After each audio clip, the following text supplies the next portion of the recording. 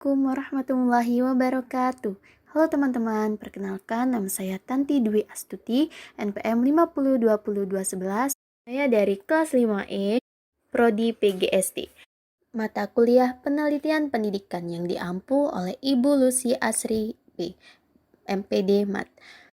Baik, di sini saya akan menjelaskan tentang materi yang berjudul Pengertian Penelitian Pendidikan, Tujuan, Manfaat, Fungsi, dan Jenisnya. A. Pengertian penelitian pendidikan. Menurut Amirul Hadi tahun 1998 halaman 12 mengatakan bahwa penelitian pendidikan adalah suatu proses atau kegiatan yang dilakukan secara sistematis, logis, dan terencana untuk mengumpulkan, mengolah, menganalisis, dan menyimpulkan data dengan menggunakan metode tertentu untuk mencari jawaban atas permasalahan yang timbul dalam bidang pendidikan. Sedangkan menurut Sugiono tahun 2010 halaman 3, secara umum metode penelitian dapat diartikan sebagai cara ilmiah untuk mendapatkan data dengan tujuan dan kegunaan tertentu. Terdapat 4 kata kunci yang perlu diperhatikan, yaitu cara ilmiah, data, tujuan, dan sistematis. Cara ilmiah artinya kegiatan penelitian didasarkan pada ciri-ciri keilmuan, yaitu rasional, empiris, dan sistematis. Sedangkan untuk data yang diperoleh melalui penelitian adalah data empiris yang valid. Tujuan, secara umum, tujuan penelitian ada 3 macam, yaitu yang bersifat penemuan, pembuktian, dan pengembangan. Dan yang terakhir yaitu sistematis, artinya proses yang digunakan dalam penelitian itu. B. Tujuan penelitian pendidikan. Tujuan penelitian sangat erat hubungannya dengan jenis penelitian yang dilakukannya. Tujuan penelitian dasar atau penelitian murni tentu saja berbeda dengan tujuan penelitian tindakan, penelitian penilaian maupun penelitian asesmen.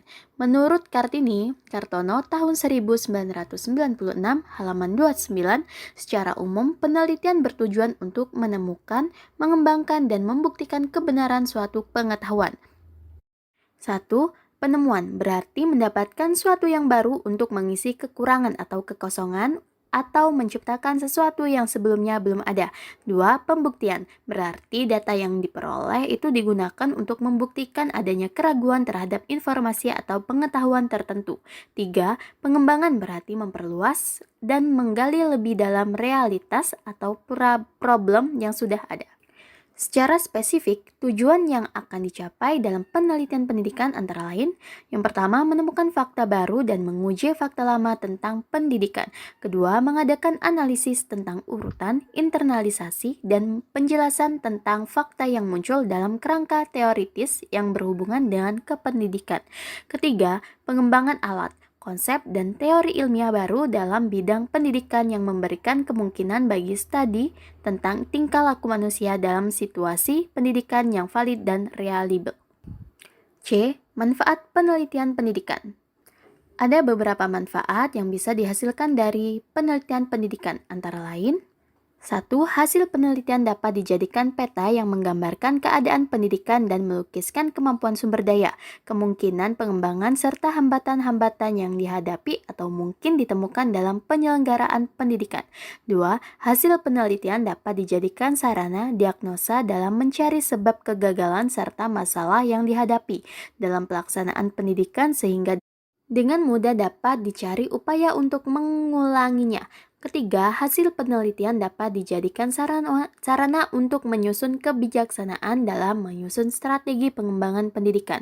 Keempat, hasil penelitian dapat melukiskan kemampuan dalam pembiayaan peralatan, pembekalan, serta tenaga kerja, baik secara kualitas maupun kuantitas yang sangat berperan bagi keberhasilan dalam bidang pendidikan.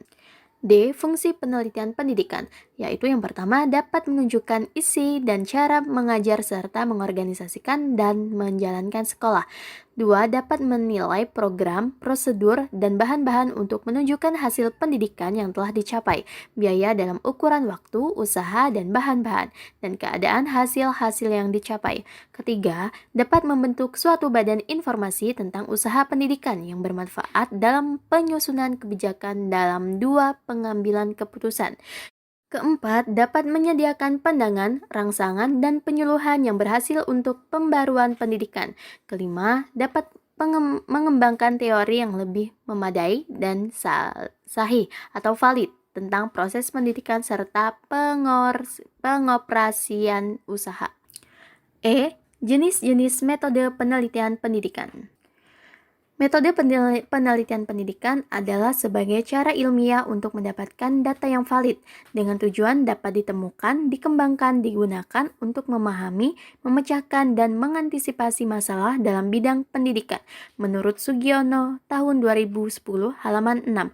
Menurut Sugiono tahun 2010 halaman 7, penelitian dapat dikelompokkan ke dalam beberapa jenis, yaitu yang pertama, ditinjau dari segi bidangnya, dibedakan menjadi penelitian, akademis, profesional, dan institusional. Kedua, ditinjau dari segi tujuannya, dibedakan menjadi penelitian murni dan terapan.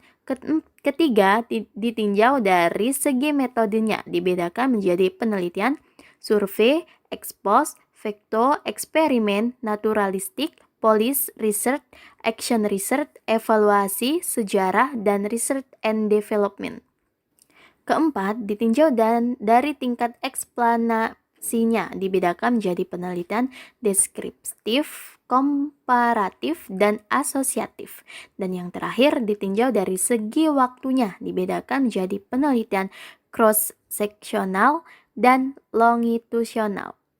Baiklah, demikian materi yang bisa saya sampaikan. Apabila ada kesalahan, saya mohon maaf. Saya akhiri. Wassalamualaikum warahmatullahi wabarakatuh.